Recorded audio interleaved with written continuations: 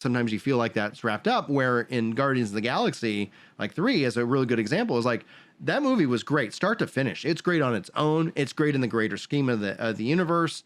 And I really hope that he can bring that to the DCU, because like with Authority, Swamp Thing, Booster Gold, like there are some really great characters that, and we've seen his work with the Suicide Squad over in the DC side. Excellent. He knocked that out of the park.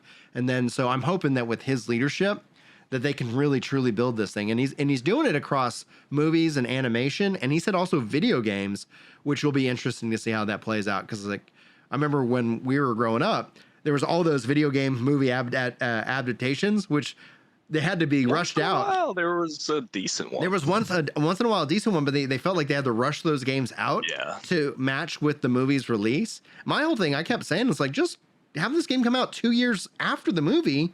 People are going to really enjoy it, and you'll get you'll get that uptick back to the movies. But they didn't listen to me.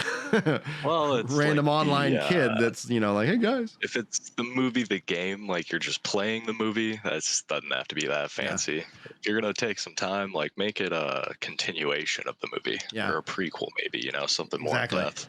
Now, before we wrap up, one thought that I wanted to share is that, like, as I look at it, because this is something you mentioned Sony and you being a big Sony fan, like, I want to finish Spider-Man 1 and 2 because they are building that as a super cool universe. I know that they've already kind of teased Daredevil.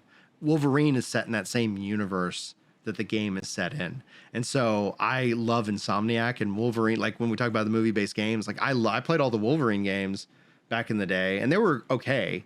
But I would love to see, I'm really hoping that what they've done with Spider-Man, they can deliver with the Wolverine, because that will be amazing. So the Origins game, X-Men Origins Wolverine, horrible movie. The game, it was good. Really fun, actually. Yeah, like, it was a lot of fun. Really fun. Yeah. And that's what has me most excited for. There is the new Wolverine game coming out like in 2 years or a year or two. Mm-hmm. Yeah.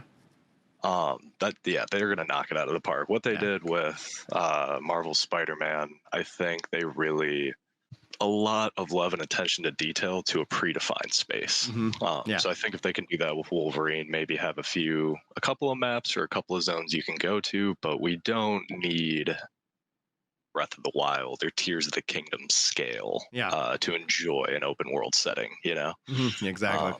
Like half the fun is like, oh shit, I've been to New York. I know that building, right? Mm-hmm. Yeah. It has that real world, that approach. That's also something the MCU does over DC, because we can't go visit Metropolis or Gotham. Yeah. But New York is a real city, and that has that connection, which is really cool. Anyway, guys, be sure to go and check out Dante over on Instagram. Probably, are you on True Social? No, I do need to. I need to sign up for like all that dumb stuff. Dante'sComedy.com. Dante'sComedy.com. That's where you need to go follow him, and be sure to check him out. He's phenomenal on the mic, and I'm very much excited to hear about how it goes on the 8th.